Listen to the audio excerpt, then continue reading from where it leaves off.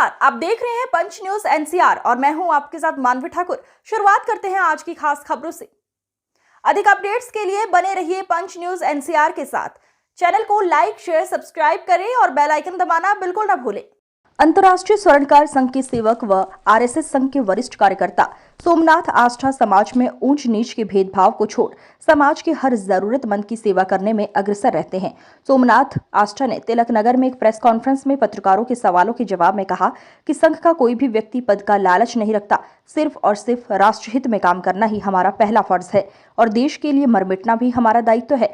सोमनाथ आष्ठा ने ताल ठोक कर स्पष्ट कहा कि इस बार भारतीय जनता पार्टी 407 सीटों पर विजय होने जा रही है। सर, क्या लग रहा है कि जिस तरीके से बीजेपी का सीट लगातार गिरते हुए नजर आ रहे हैं कि इस बार चुनाव जो 400 पार का नारा लगाया, स्लोगन जो दिया बीजेपी ने, लेकिन वही अगर बात करें सर्वे का, उसमें तो नीचे आते हुए नजर आ रहे हैं। आप क्या कहेंगे? हमें तो नहीं लगता हम तो 407 सीटें जीतेंगे एनडीए। अच्छा, क्यों, कैसे? हमारा अपना सर्वे, अपनी सोच है। जो हमारी ज्यादा के लोग हैं, लोगों को नजर नहीं आ रहा, बट हम 407 सीटें जीतेंगे। अभी भी फुल कॉन्फिडेंस है? कॉन्फिडेंस। सर्वे को नहीं मानते? हम नहीं मानते, हमें विश्वास है क्योंकि मोदी जी जो काम कर रखे हैं और जो हमारे लोग जमीन पर काम कर रहे हैं, उनकी रिपोर्ट है कि हम दिल्ली की 700 सीटें जीतेंगे, 10 सीटें हरियाणा की जीतेंगे, 4 सीटें हिमाचल की जीतेंगे, 5 सीटें पंजाब में जीतेंगे। इस तरह टोटल हम 407 सीटें जीतेंगे पूरे भारत में। आप ताल ठोक के कह रहे हैं कि 400 सीट जीतेंगे, लेकिन 407 यानी कि 7 सीट एक्स्ट्रा। वही अगर बात करें, आरएसएस के सर्वे खुद कह रहे हैं कि दिल्ली से आप लोग 7 में से सिर्फ 5 सीट जीते। आरएसएस का कोई सर्वे ऐसा नहीं है, ना आरएसएस बोलता है कि हम 5 सीटें जीतेंगे, ना संघ ऐसा सर्वे करता है, ना संघ तो जमीन पे काम करता है।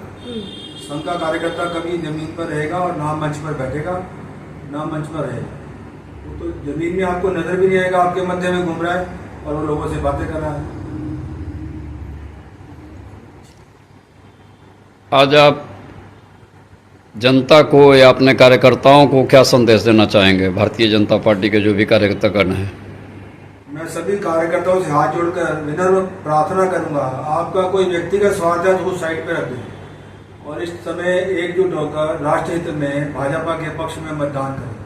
और 2 दिन जो छुट्टी है, आज और कल परसों, दिल्ली से कहीं बाहर ना जाएं, जहां भी पोलिंग है वहीं पर रहें, सिर्फ अपने पोलिंग बूथ की चिंता करें। इस मजाक में मत रहे कि कार्यकर्ता निकलेगा, वोट डलेगा, तभी तो 407 सीटों का नारा पार होगा। इसलिए आप सभी से निवेदन है, अपना व्यक्तिगत स्वार्थ छोड़ते हुए राष्ट्र हित के लिए मतदान करें। हो सकता है मेरे भी व्यक्तिगत काम कुछ ना हो सकता है कि मुझे भी कैंडिडेट पसंद ना हो, पर नहीं, हम सबको सबसे ऊपर हटकर राष्ट्र हित के लिए मतदान करना है और देश को वैभव की ओर लेके जाना है। परम वैभव तभी पहुंचेगा जब हम मतदान करें। अभी आपने कहा कि जो है भाजपा जो है सीट पूरी की पूरी ला रही है, लेकिन बहुत सारे सूत्र बता रहे हैं कि जो है ना भाजपा इस बार जो है ना सीटें कम ला रही है। तो इस संदर्भ में आप खुल के बोलें थोड़ा। लोगों को हमें नहीं पता, पर हमें पूरा विश्वास है कि हम दिल्ली की 7 सीटें जीतने जा रहे हैं और 407 सीटें हम पूरे भारत में जीतेंगे, उससे ज्यादा होने का अनुमान है जी। बहुत बहुत धन्यवाद। बंगाल में भी हम सीटें जीतेंगे अच्छी।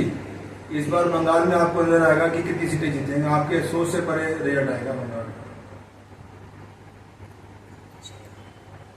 सर, आप जो कह रहे हैं, ताल ठोक के कह रहे हैं कि आप जीतेंगे, आप 407 सीट लाएंगे, लेकिन वही बात करें कार्यकर्ता, तो कार्यकर्ता कह रहे हैं कि जो बीजेपी से आए हैं लोग, जो बीजेपी में शामिल हो रहे हैं, कांग्रेस का हो या अन्य पार्टी का कोई भी हो, तो उनको ज्यादा ऊंचा स्थान मिल जाते हैं और जो बीजेपी का कार्यकर्ता है उनको स्थान नहीं मिलते। उनके लिए क्या कहेंगे? हमारे कार्यकर्ता जब संघ में आते हैं तो वो सोच कर आते हैं कि हमें अपना घर फूकना है। हमें ये शिक्षा दी जाती है कि हम राष्ट्र के लिए काम करेंगे, बिना स्वार्थ के काम करेंगे। हमारी सोच में ही नहीं, मैं अपनी कैंडिडेट से नहीं मिला अभी तक, कमल सरावत से, बट हम काम कर रहे हैं। हमें इस सोच से नहीं काम करना कि कैंडिडेट नहीं मिला, हमें स्थान मिला या नहीं मिला। हमारा परिवार 90 वर्ष से संघ से जुड़ा है, आज तक कुछ मांगा नहीं, ना मांगने की अपेक्षा है। तो इसलिए जो व्यक्ति ये सोचकर काम कर रहा है कि मुझे कुछ मिलेगा, वो संघ से नहीं जुड़ा, वो स्वार्थ के लिए जुड़ा। तो मैं उनसे भी आग्रह करूंगा, स्वार्थ को छोड़कर संघ को समझें। संघ में आने के लिए बहुत बड़ा हृदय चाहिए और निस्वार्थ भाव से काम करने की प्रेरणा चाहिए, जो हमें मिलेगी। जी, बहुत बहुत धन्यवाद आपका, शुक्रिया।